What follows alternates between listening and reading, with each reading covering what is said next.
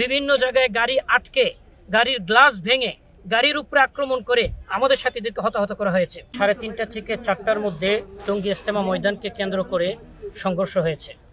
এই সংঘর্ষ কিভাবে হলো, এর সূত্রপাত কিভাবে হলো, কারাই সংঘর্ষের উস্কানিদাতা, এই বিষয়টুকু ক্লিয়ার করার জন্য আজকে আপনাদেরকে আমরা কষ্ট দিয়েছি, এখানে ডেকেছি।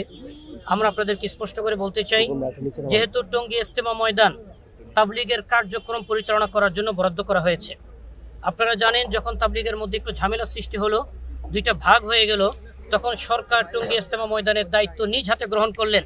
কাগজে লিখিত অবস্থায় টঙ্গী ইজতেমা ময়দান সারা বছর প্রশাসনের হাতে থাকবে। শুধুমাত্র ইজতেমা চলাকালীন দুই পক্ষকেই 2 সপ্তাহের জন্য ওনারা ইজতেমা ময়দান খুলে দিবেন।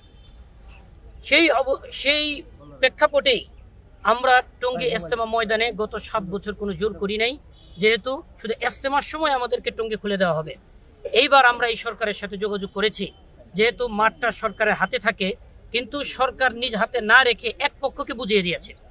তারা সারা বছর মাঠে অবস্থান করে, সারা বছর পুরা মাঠ দখল করে বসে থাকে, অথচ তাদের তাবলীগের তেমন বড় কোনো কার্যক্রম নাই, খরচ নাই, শুধু দখল করে শক্তি প্রদর্শন করা ছাড়া কোনো কাজ নাই। তাই আমরা অনুরোধ করলাম যে আমরা মাত্র 5 দিনের জন্য সুযোগ চাই। 20শে ডিসেম্বর থেকে 24শে ডিসেম্বর, এই 5টা দিন আমরা আমাদের 5 দিনের জোর করব মাঠে। আপনারা আমাদেরকে মাঠে প্রবেশ করার একটু ব্যবস্থা করে দিন। ওনারা অনেকবার তাদের সাথে বসলেন, তারা রাজি হননি। আমরা বারবার ওনাদেরকে টোটাল 24টি চিঠি দিয়েছি, সন্ধির প্রস্তাব দিয়েছি, শান্তির প্রস্তাব দিয়েছি, ঐক্যের প্রস্তাব দিয়েছি। কোনো কিছুতেই যখন সারা আসতেছে না, তখন একসাথে বৈঠক, অন্তত আমরা পাশাপাশি বসি, এই প্রস্তাবও দিয়েছি। আমাদের প্রস্তাবে তারা সারা দেননি। যখন আমরা দেখলাম কোনো অবস্থাতেই আমাদের সাথে বসতে তৈরি নন, কোনো আপোষে যেতে তৈরি নন, সন্ধিতে তৈরি নন, শান্তিতে তৈরি নন, তখন আমরা প্রশাসনের সাথে যোগাযোগ করলে ওনারা বললেন টঙ্গী ইজতেমা ময়দানের পরিবর্তে আপনারা ডিয়াবাড়িতে জোর করেন। আমরা সেখানেও রাজি হইলাম, কিন্তু আমরা যখন সরেজমিনে মাঠ প্রদর্শন করলাম, তখন দেখলাম সেখানে 30 থেকে 40 হাজার মানুষ সর্বোচ্চ উপস্থিত হতে পারবে। আর উপস্থিত যদি হতেও পারে, সেখানে কোনো ইউটিলিটি সাপোর্ট নাই, কারেন্ট নাই, পানি নাই, তারপরে অজু স্টেঞ্জার টয়লেট নাই, কিচ্ছু নাই। তখন আমরা সরকারের সাথে কথা বললাম যে এখন একদম জোর আমাদের নাকের ডগায়, এই মাঠেও আমাদের জন্য পরিপূর্ণ নয়, সংকুলন হবে না, কি করতে পারি? ওনারা বললেন আজকে যে 18 তারিখ সকাল 10টায় সকল উপদেষ্টাদের সাথে আমাদের মিটিং। আমাদের মুরব্বীরা অলরেডি মিটিংয়ে শরীক হওয়ার জন্য রওনা হয়ে গেছেন, হয়তো চলেও গেছেন। আজকে আমাদের সিদ্ধান্ত হবে যে আমরা তাহলে কোথায় কি করতে পারি। আমরা তখন বললাম সিদ্ধান্ত হওয়ার পর মাত্র 1.5 দিন সময় হাতে পাবো, মাঠ কিভাবে তৈরি করব।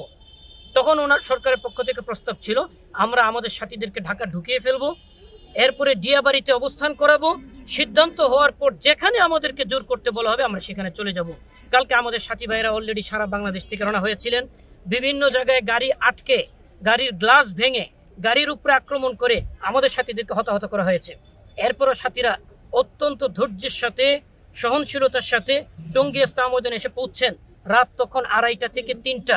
আমরা ওনাদেরকে সুইচ গেট থেকে কামারপাড়া পর্যন্ত রাস্তার এক পাশে, যেখানে উড়াল সেতুটা হচ্ছে, জায়গা করে দিয়েছি। অনুরোধ করেছি আপনারা এখানে বিশ্রাম গ্রহণ করেন।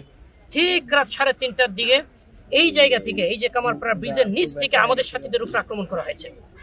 ইট পাটকেল নিক্ষেপ করা হয়েছে এবং লাঠির আগায় মশাল জ্বালিয়ে সেটা আমাদের দিকে নিক্ষেপ করা হয়েছে।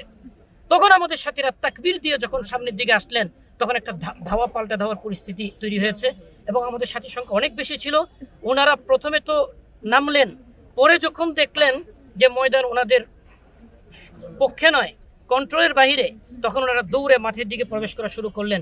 ওই মুহূর্তে ওই ধাওয়া পাল্টা ধাওয়ার সিরিয়ালে আমাদের সাথীরা মাঠে প্রবেশ করেছে। এই হচ্ছে মাঠে আমাদের প্রবেশের প্রেক্ষাপট।